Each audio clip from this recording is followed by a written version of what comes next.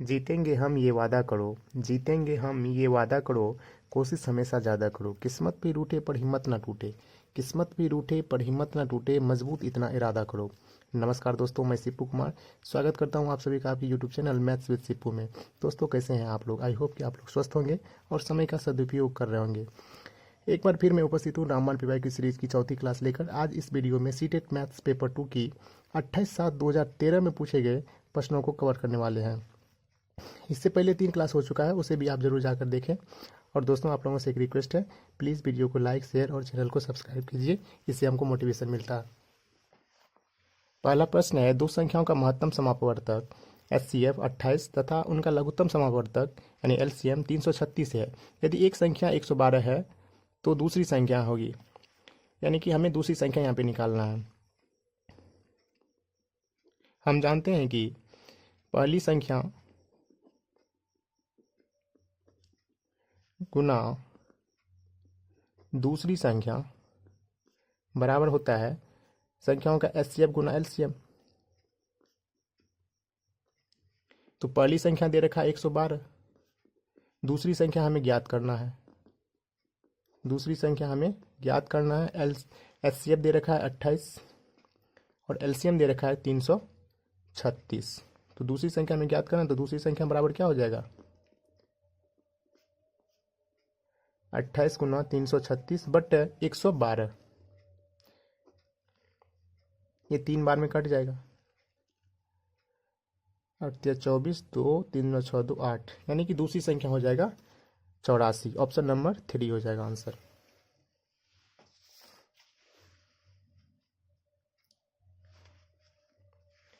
Question number 2 है, जब किसी संख्या के आधे में 15 जोड़ दिया जाए तो परिणाम 39 है। वास्तविक संख्या के अंकों का योग है।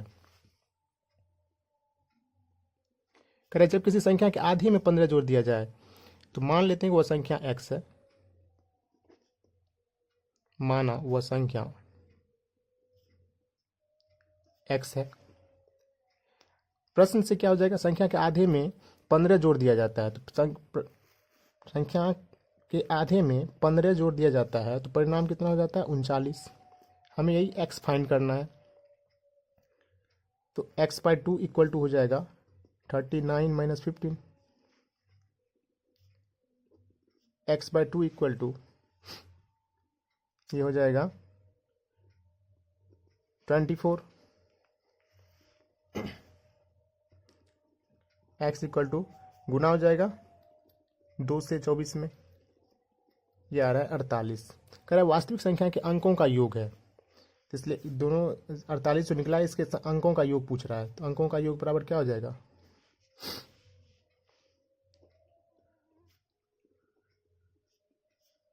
4 + 8 यानी कि 12। ऑप्शन नंबर 4 हो जाएगा इसका आंसर।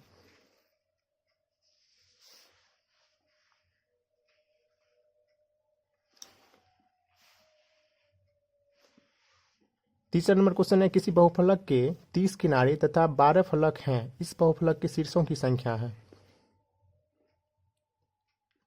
बहुफलक के 30 किनारे यानी कि एज दे रखा है 30, फलक फेस दे रखा है 12, इस और शीर्षों की संख्या का रहा है, यानी कि वर्टेक्स हमें निकालने के लिए कर रहा है।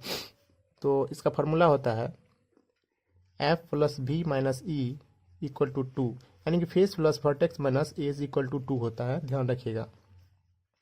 तो फेस दे रखा है 12, वर्टेक्स हमें ज्ञात करना है, एज दे रखा है 30। तो यहाँ पे माइनस भी और ये घटेगा, इसमें से कितना बच जाएगा? -18 इक्वल टू 2। तो वर्टेक्स इक्वल टू कितना हो जाएगा? 2 + 18, नहीं वर्टेक्स की संख्या हो जाएगा 20। Option number 3।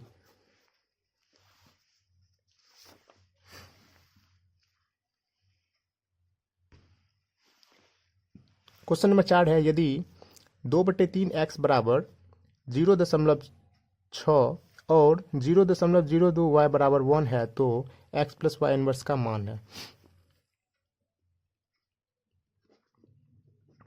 2/3 x बराबर दे रखा है 0.6, तो यहाँ से x की वैल्यू निकाल लेंगे। तो x बराबर आ जाएगा 0.6 अब बट्टे में ये आ जाएगा 2/3, तो इसको लिख सकते हैं 0.6 गुना में ये ऊपर चला जाएगा 3/2 हो जाएगा, 2 से ये कट रहा है, 0.3 गुना 3 कितना हो जाएगा 0.9 हो जाएगा। तो एक्स की वैल्यू आ गया यहाँ से। अब हमें इससे वाई की वैल्यू निकाल लेना है। 0.02 वाई बराबर दे रखा है 1, तो वाई बराबर कितना हो जाएगा 1/0.02। हमको पूछ रहा है एक्स प्लस वाई इन्वर्स का वैल्यू, तो एक्स का वैल्यू है 0.9 और प्लस वाई इन्वर्स यानी कि वाई का यदि हम इन्वर्स करेंगे तो इसका उल्टा यानी कि इन्वर्स का मतलब व्युत्क्रम करना है, तो ये कितना हो जाएगा 0.02। वाई का इन्वर्स करेंगे तो इसको उल्टा देना है, तो ये आ रहा है 290 यानी कि 0.92 इसका आंसर हो जाएगा। Option number 1। क्वेश्चन नंबर 5 है, यदि y बराबर x-2/x+1 y does not equal to 1 है तब x बराबर है, यानी x की वैल्यू हमें यहाँ ज्ञात करना है। y की टर्म में x की वैल्यू ज्ञात करना है, तो y बराबर दे रखा है x-2/x+1।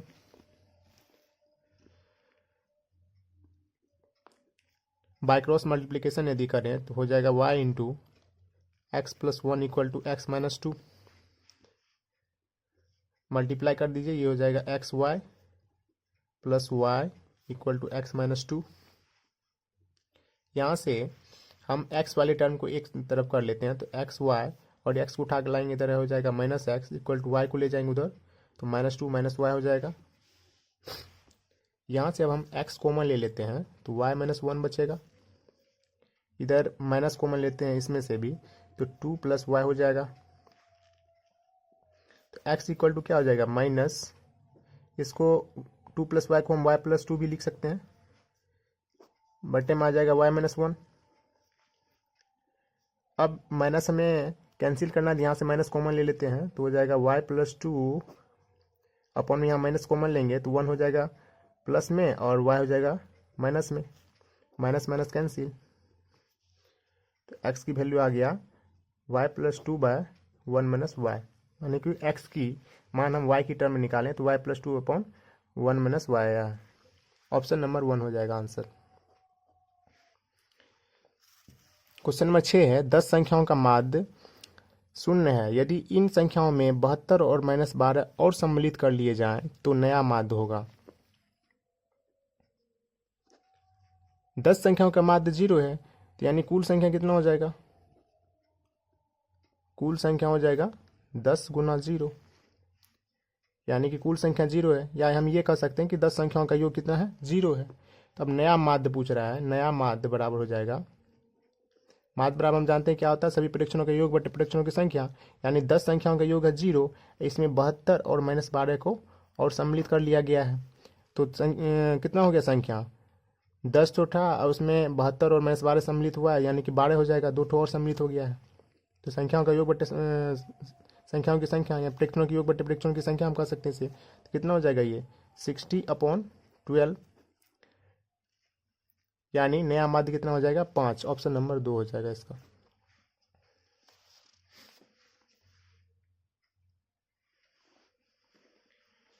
क्वेश्चन नंबर 7 है, एक वर्ग और एक वृत्त की परिमाप बराबर है, वर्ग के क्षेत्रफल का वृत्त के क्षेत्रफल से अनुपात है।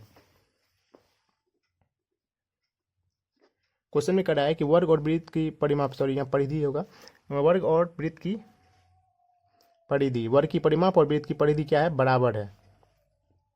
तो हम जानते हैं कि वर्ग की परिमाप बराबर क्या होता है, वर्ग की परिमाप बराबर है वृत्त की परिधि के। तो वर्ग की परिमाप होता है 4 गुना भुजा, भुजा को हम a मान लेते हैं, वृत्त की परिधि क्या होता है 2πr, तो हम भुजा को r की फॉर्म में निकाल लेते हैं, भुजा का मान r की टर्म में, यानी कि हो जाएगा 2πr/4, यहाँ पे 2 बार में ये कट जाएगा, तो a बराबर आ गया πr/2, यानी हम यहाँ पे भुजा की मान त्रिज्या के टर्म में निकाल लिए हैं।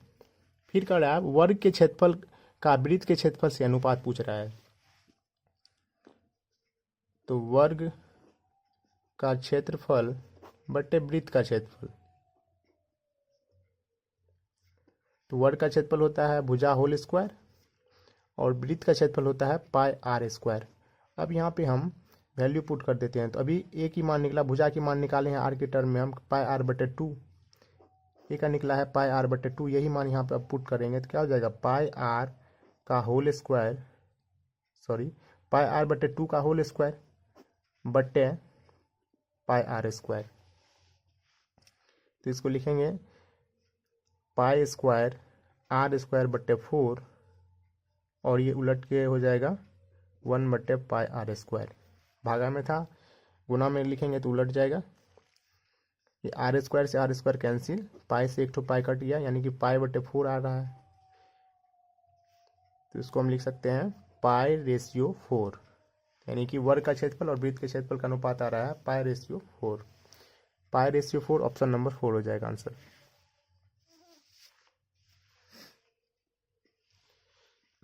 क्वेश्चन नंबर 8 है, ABCD एक वर्ग है जिसमें AB बराबर x+16 तथा BC बराबर 3x सेंटीमीटर है। वर्ग का परिमाप सेंटीमीटर में है। तो वर्ग की परिमाप हमें निकालना है।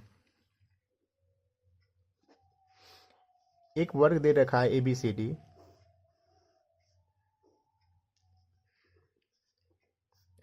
ABCD वर्ग है जिसमें AB दे रखा है x+16 सेंटीमीटर और BC दे रखा है 3x सेंटीमीटर। तो वर्ग है तो वर्ग में हम जानते हैं कि वर्ग की सभी भुजाएं क्या होती है, बराबर। तो इसका मतलब हुआ कि x+16 3x के बराबर होगा। 3x जो है x+16 के बराबर होगा। तो 3x minus x equal to हो जाएगा 16। 2x बराबर 16, तो x की वैल्यू यहाँ से निकल जाएगा।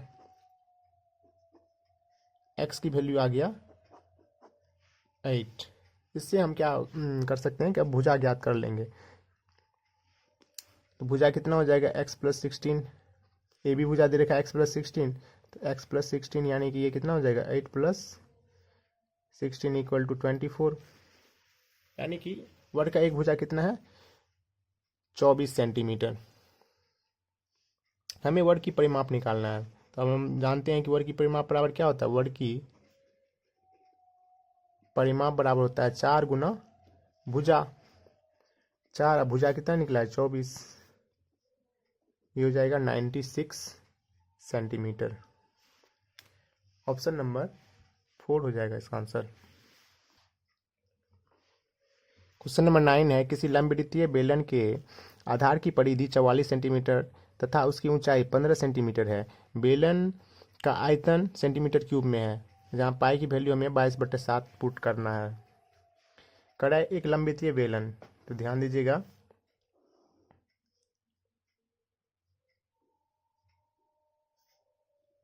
एक लंबवृत्तीय बेलन है जिसके आधार की परिधि दे रखा है 44 सेंटीमीटर, यानी कि ये परिधि जो है 44 सेंटीमीटर दे रखा है। तो लंबवृत्तीय बेलन का आधार क्या होता है, वृत्ताकार होता है। तो इसका परिधि यानी कि वृत्त का परिधि क्या होता है 2 पाई आर, यानी 2 पाई आर दे रखा है 44 सेंटीमीटर।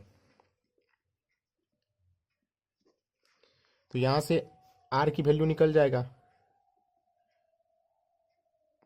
आर बराबर कितना हो जाएगा, आर बराबर हो जाएगा 44/2 पाई। 44/2 गुना 22/7 रखना है पाई की वैल्यू। 7 चला जाएगा ऊपर, 44 गुना 7/2 गुना 22, तो ये कट रहा है 44, यानी कि आर की वैल्यू आ गया 7 सेंटीमीटर। आर की वैल्यू कितना आ गया 7 सेंटीमीटर, ये आ गया हमें 7 सेंटीमीटर। और इसकी ऊंचाई दे रखा है 15 सेंटीमीटर, ये हाइट दे रखा है 15 सेंटीमीटर, एच दे रखा है 15 सेंटीमीटर। तो हमें बेलन का आयतन निकालना है। तो आयतन बराबर होता है पाई आर स्क्वायर एच। पाई की वैल्यू रखना है 22/7, आर निकला है 7 और एच है 15 सेंटीमीटर। कट जाएगा 22 गुना 15 सत्ते हो जाएगा 105। तो इसका मल्टीप्लिकेशन आ रहा है 2310 सेंटीमीटर क्यूब, यानी कि option number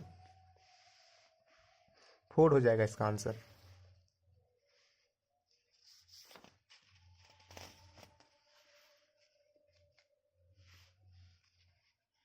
next question, question number 10 है, -3 से छोटी पर -8 से बड़ी पूर्णांकों की संख्या है। इसको संख्या रेखा पे समझते हैं। बहुत ईजी है। -3 से छोटी और -8 से बड़ी पूर्णांकों की संख्या पूछ रहा है। तो ध्यान रखिएगा कि संख्या रेखा पे जब हम किसी भी पूर्णांक के राइट में चलेंगे तो उससे हमें बड़ी पूर्णांक प्राप्त होगा, और जब लेफ्ट में चलेंगे तो उससे छोटी पूर्णांक प्राप्त होगा। तो हमें माइनस में यहाँ पे देखना है, तो -1, -2, -3, -4, -5, -6, -7 और -8। तो हमें 3 और -8 यानी कि 3 से छोटी देखना है। तो छोटी यानी कि अभी बताया कि पूर्णांक से लेफ्ट चलेंगे तो हमें छोटी पूर्णांक प्राप्त होगा, और पूर्णांक से लेफ्ट चलेंगे तो छोटी प्राप्त होगा, और किसी भी पूर्णांक से हम राइट चलेंगे तो बड़ी पूर्णांक हमें प्राप्त होगा। तो 3 से छोटी देखना है, यानी कि 3 के हमें किधर चलना है, लेफ्ट में देख चलना है। और -8 से बड़ी, तो -8 से बड़ी यानी राइट देखना है। तो यहाँ ध्यान दीजिए, -4 है, -5 है, -6 है, -7, यानी कि पूर्णांकों की संख्या कितना है यहाँ पे, पूर्णांकों की संख्या 4 है, जो -3 से क्या है, छोटी है, और -8 से बड़ी है। ऑप्शन नंबर 3 हो जाएगा इसका आंसर। नेक्स्ट क्वेश्चन है, -3/8 गुना -7/13 का व्युत्क्रम है। सबसे पहले इसको हम गुना कर लेते हैं, उसके बाद इसका व्युत्क्रम ज्ञात कर लेंगे। बहुत इजी है। -3/8 गुना -7/13, तो इसका गुणनफल आ रहा है, माइनस माइनस प्लस हो जाएगा, 21/108 हो जाए, 104 हो जाएगा, 13 104। अब इसका व्युत्क्रम ज्ञात करना है तो क्या हो जाएगा, उल्टा कर लीजिए। व्युत्क्रम का मतलब क्या होता है, उल्टा। 104/21 हो जाएगा, ऑप्शन नंबर 1। नेक्स्ट क्वेश्चन है, ट्रायंगल पी क्यू टी में पी क्यू बराबर पी टी है, बिंदु आर और एस भुजा क्यू टी पर इस प्रकार है कि पी आर बराबर पी एस है। यदि एंगल पी टी एस बराबर 62 डिग्री तथा angle R P S equal to 34 degree हो, तो एंगल क्यू पी आर की माप है। इसको फिगर में समझते हैं। ट्रायंगल पी क्यू टी में पी क्यू बराबर है पी टी, पी क्यू बराबर है पी टी के, यानी कि ये भुजा और ये भुजा बराबर है।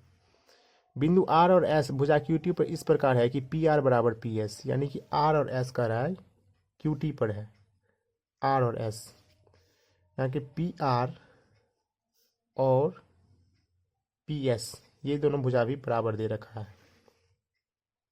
यदि angle P T S 62 degree है, एंगल पी टी एस यानी कि ये एंगल दे रखा है 62 डिग्री, और angle R P S 34 degree हो, एंगल आर पी एस ये एंगल दे रखा है 34 डिग्री, तो एंगल क्यू पी आर की माप है। क्यू पी आर ये एंगल हमसे पूछ रहा है, ध्यान दीजिएगा, इंपॉर्टेंट है सीटेट के लिए। ज्योमेट्री और मेंसुरेशन ये सब बहुत इंपॉर्टेंट है। ट्रायंगल पी क्यू टी में पी क्यू बराबर पी टी है। तो इसी ट्रायंगल में यदि दो भुजा बराबर होता है तो वो समद्विबाहु त्रिभुज होता है, और समद्विबाहु त्रिभुज के बराबर भुजाओं के सामने का कोण बराबर होता है, यानी कि पी क्यू के सामने का कोण P T Q, angle P T Q ये किसके बराबर हो जाएगा, पी टी के सामने का कोण, पी टी के सामने का कोण क्या है, पी क्यू टी। समद्विबाहु त्रिभुज में बराबर भुजाओं के सामने का कोण भी क्या होता है, बराबर होता है। तो ये यानी कि पी क्यू टी भी कितना हो जाएगा, 62 डिग्री, ये भी हो गया 62 डिग्री। अब हमें ज्ञात करना है Q P R, Q P R कर रहा है, यानी कि क्यू पी आर ये एंगल हमको ज्ञात करना है। तो हम जानते हैं कि त्रिभुज के तीनों कोणों का योग कितना होता है, 180 डिग्री। हमको ये कोण पता है, ये कोण पता है, और इसमें ये कोण दे रखा है 34 डिग्री। अब ध्यान दीजिए कि यदि हम इस कोण को मान लें एक्स, कोण पी क्यू पी आर को यदि एक्स मान लें तो ये कोण भी एक्स हो जाएगा, क्योंकि ये बराबर भुजा, ये भी बराबर भुजा और ये भी बराबर भुजा, तो ये यदि एक्स होगा तो ये भी एक्स होगा। ध्यान दीजिएगा, लिखेंगे आप ट्रायंगल पी क्यू टी में angle P T Q plus angle P Q T plus angle Q P T, angle Q P T, यानी कि ये पूरा एंगल यहाँ से यहाँ पूरा एंगल तीनों मिलकर के कितना होगा 180 डिग्री। ये दे रखा है 62 डिग्री, ये भी दे रखा है 62 डिग्री। और क्यू पी टी को हम क्या लिख सकते हैं, यदि ये एक्स होगा तो ये भी एक्स होगा, और बीच का पता है 34 डिग्री, यानी कि इस पूरे एंगल को हम कितना लिख सकते हैं एक्स प्लस 34 डिग्री, यानी कि एक्स प्लस 34 डिग्री।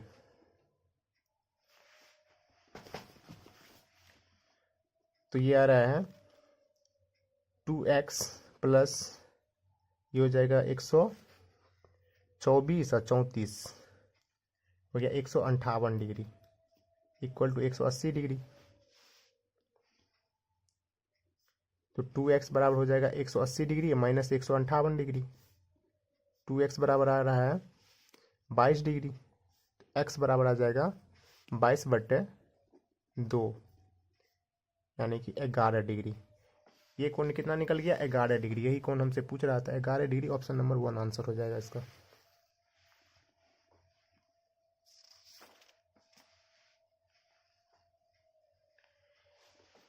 तेरह नंबर क्वेश्चन है, यदि त्रिभुज ए बी सी और त्रिभुज डी ई एफ सुमेलन सी ए बी और ई डी एफ के अंतर्गत सर्वाक्षम हो तो निम्न में से कौन सा कथन सत्य नहीं है। कह रहा है कि ट्रायंगल जो है, अब देखिए सी ए बी और किसके सर्वाक्षम है तो ई डी एफ के। सी ए बी त्रिभुज किस त्रिभुज के सर्वाक्षम है ई डी एफ इस तरह से, यानी कि त्रिभुज, ध्यान से समझिएगा इसको थोड़ा, त्रिभुज सी ए बी सर्वाक्षम है क्वेश्चन के अकॉर्डिंग किसके त्रिभुज ई डी एफ के। यहाँ पे दे रखा है किस तरह से सुमेलन में ये अंतर्गत सर्वाक्षम है दोनों सी ए बी और ई डी एफ। तो by C P C T हम यदि बात करें तो एंगल सी किसके बराबर हो जाएगा, एंगल सी बराबर हो जाएगा एंगल ई के, यानी कि एंगल सी किसके बराबर हो जाएगा एंगल ई के। यदि दोनों त्रिभुज सर्वाक्षम है तो इसका कॉरस्पॉन्डिंग पार्ट क्या हो जाएगा इक्वल हो जाएगा। एंगल ए किसके बराबर हो जाएगा एंगल डी के, एंगल ए किसके बराबर हो जाएगा एंगल डी के, और एंगल बी एंगल एफ के बराबर होगा। एंगल बी जो है ये एंगल एफ के बराबर हो जाएगा, एंड कॉरस्पॉन्डिंग साइड भी इक्वल होगा, यानी कि सी ए किसके बराबर होगा तो ई डी के, सी ए हो जाएगा ई डी के बराबर, ये भुजा इस भुजा के बराबर होगा, एंड ए बी भुजा डी एफ के बराबर हो जाएगा, ए बी भुजा डी एफ के बराबर, यानी कि ए बी भुजा डी एफ के बराबर, तथा सी बी भुजा जो है ई एफ के बराबर हो जाएगा। सी बी या बी सी हम कह सकते हैं कि ई एफ के बराबर हो जाएगा, ये भुजा और ये भुजा बराबर हो जाएगा। अब हमें चेक करना है कि निम्न में से कौन सा कथन सत्य नहीं है। तो ए सी बराबर डी ठीक है, ए बी बराबर ई एफ, ए बी बराबर डी एफ है, यानी कि ये गलत दे रखा है, ऑप्शन नंबर 2 गलत दे रखा है। बाकी देखिए एंगल ए एंगल डी के बराबर है, एंगल ए एंगल डी के बराबर है, एंगल बी एंगल एफ के बराबर, एंगल बी एंगल एफ के बराबर, यानी ऑप्शन नंबर 2 यहाँ पे गलत दे रखा है।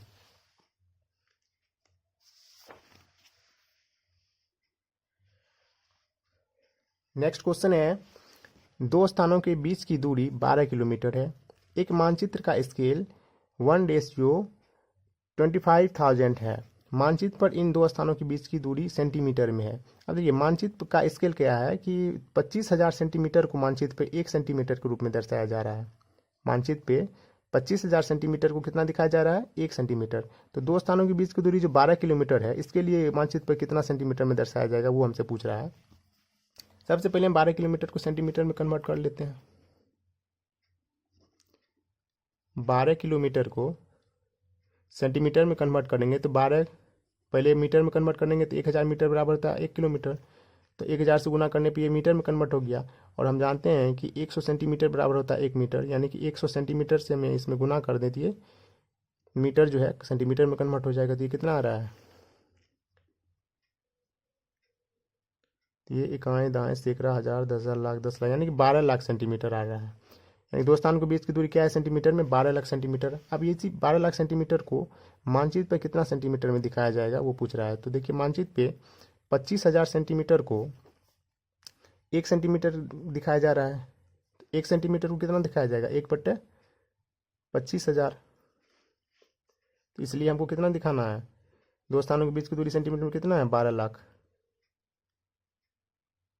12 लाख सेंटीमीटर को कितना दिखाया जाएगा, कितना सेंटीमीटर में, तो 1/25,000 गुना में आ जाएगा 12 लाख। तो यहाँ पे 3 शून्य से 3 शून्य कट रहा है,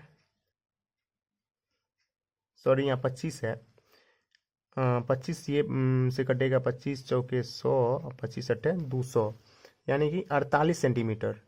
12 लाख सेंटीमीटर को, यानी दो स्थानों के बीच की दूरी जो 12 किलोमीटर है, उसको मानचित्र पे कितना सेंटीमीटर के रूप में दिखाया जाएगा, तो 48 सेंटीमीटर। ऑप्शन नंबर 3 आंसर हो जाएगा।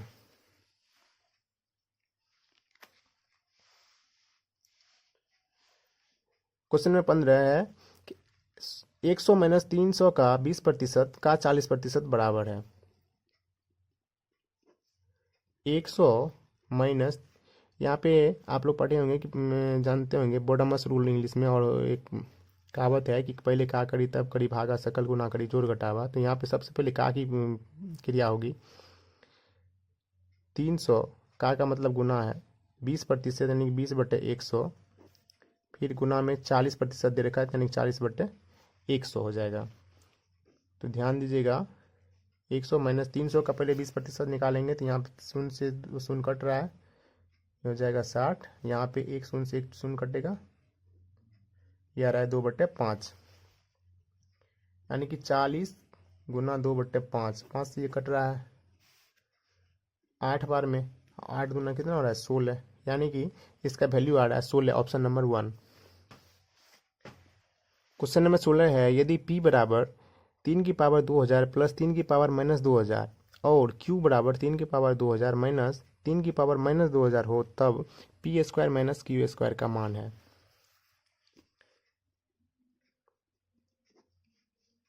P square minus Q square की वैल्यू निकालना है। तो P square minus Q square को हम क्या लिख सकते हैं, ए स्क्वायर माइनस बी स्क्वायर का फॉर्मूला पे लिखें इसको, P plus Q into P minus Q. अब यहाँ पे वैल्यू पुट कीजिए, पी का भी वैल्यू दे रखा है और क्यू का भी वैल्यू दे रखा है। तो पी का वैल्यू पुट करते हैं 3 की पावर 2000 प्लस 3 की पावर माइनस 2000 प्लस में क्यूब का वैल्यू है 3 की पावर 2000 माइनस 3 की पावर माइनस 2000 इंटू में p माइनस क्यू, फिर रखेंगे दोनों का वैल्यू,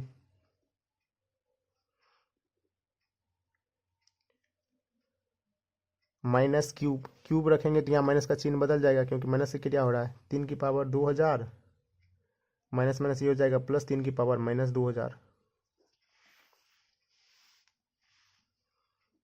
अब इसको सिंप्लीफाई करना है, तो ध्यान दीजिएगा, ये प्लस टर्म और ये माइनस टर्म कट रहा है, यहाँ पे आ रहा है 3 की पावर 2000 प्लस 3 की पावर 2000 इंटू में, फिर यहाँ पे भी कटेगा, ये माइनस वाला टर्म और ये प्लस वाला टर्म कट रहा है, तो 3 की पावर माइनस 2000 प्लस में 3 की पावर माइनस 2000। तो इसको लिखेंगे 2 इंटू 3 की पावर 2000, और इसको लिखेंगे 2 इंटू 3 की पावर माइनस में 2000। अब देखिए सभी टर्म गुना में ही है, ब्रैकेट नहीं मिले तो ये कितना हो जाएगा, 2 दूना 4 गुना 3 की पावर 2000 और 3 की पावर माइनस 2000, गुना में पावर ऐड होता है तो ऐड करके लिखेंगे, तो ये कितना हो जाएगा, 3 की पावर 2000 माइनस 2000, 4 गुना ये घट के कितना हो जा रहा है 0, 4 गुना 3 की पावर 0 को हम क्या लिखेंगे 1। किसी भी संख्या की पावर यदि 0 हो तो उसका वैल्यू कितना होता है 1 होता है, ध्यान रखिएगा। ये वैल्यू आ रहा है 4, ऑप्शन नंबर 4 हो जाएगा इसका आंसर।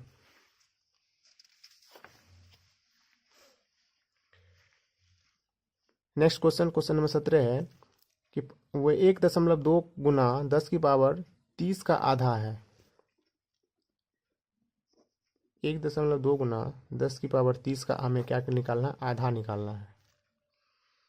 तो यहाँ पे डेसिमल उड़ा लें तो 10 से भागा करना पड़ेगा, ये 2 से कट रहा है 6 बार में। अब देखिए यहाँ पे 10 की पावर 30 है, बट्टे में 10, यानी कि 10 से भागा दे रहे हैं, तो भागा में क्या होता है, पावर सब्ट्रैक्ट होता है, तो इसको हम लिख सकते हैं 6 गुना 10 की पावर 30 माइनस 1।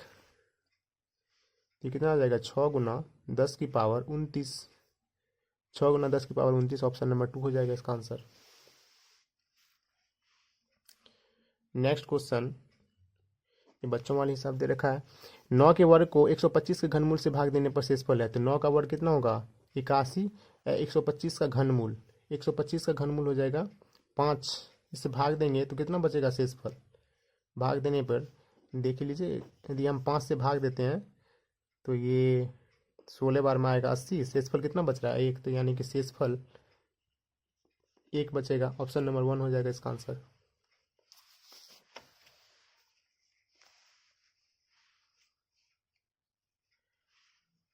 क्वेश्चन नंबर 19 है कि √16, √8, √4 का मान है। इस तरह के क्वेश्चन को आप राइट हैंड साइड से सोल्व करना शुरू कीजिएगा। यहाँ पे ध्यान दीजिए, सॉरी राइट हैंड साइड बोल रहे हैं कि राइट साइड से। तो यहाँ पे इसको 4 का वर्गमूल कितना होगा, 4 का वर्गमूल आएगा 2। फिर देखिए 16 और 8 दूना 16, 16 का वर्गमूल कितना आएगा 4। फिर ये आ गया √64 और 64 का वर्गमूल होता है 8, यानी कि ऑप्शन नंबर 2 इसका आंसर हो जाएगा।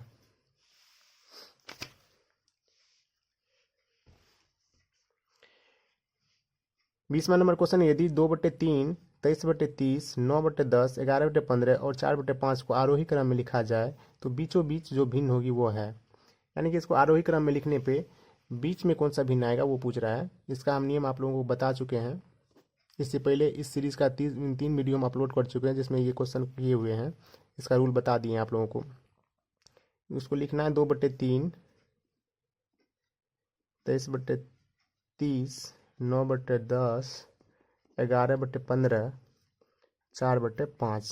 पहले अंश और हर का डिफरेंस देखिए, इसमें कितना है 1 का डिफरेंस है, यहाँ कितना है 7 का डिफरेंस है, यहाँ 1 का डिफरेंस है, और यहाँ 4 का डिफरेंस है, यहाँ 1 का डिफरेंस है। अब डिफरेंस से क्या करना है, अंश में भाग देना है। तो ये आएगा 2, 7 से 23 में देंगे तो 7 या 21, 2 पे 0, 7 दूना 14, 6 पे 0, 7 8 56। 9 में 1 से देंगे भागा तो 9 होगा, यहाँ पे 4 दूना 8, 3 पे 0, 4 7 28, 2 पे 0, 4 5 20, और ये आ रहा है 4। अब इसको आरोही क्रम में आप लगा सकते हैं आराम से। आरोही क्रम में लगाने पे सबसे पहले आएगा 2, उसके बाद आएगा 2.75, उसके बाद आएगा 3.28, उसके बाद आएगा 4, उसके बाद आएगा 9। तो अब देखिए बीचों बीच क्या आ रहा है 3.28, बीचों बीच आ रहा है 3.28, और 3.28 किसका मान है 23/30 का, यानी कि बीचों बीच कौन सा आएगा भिन्न 23/30। ऑप्शन नंबर 1 आंसर हो जाएगा।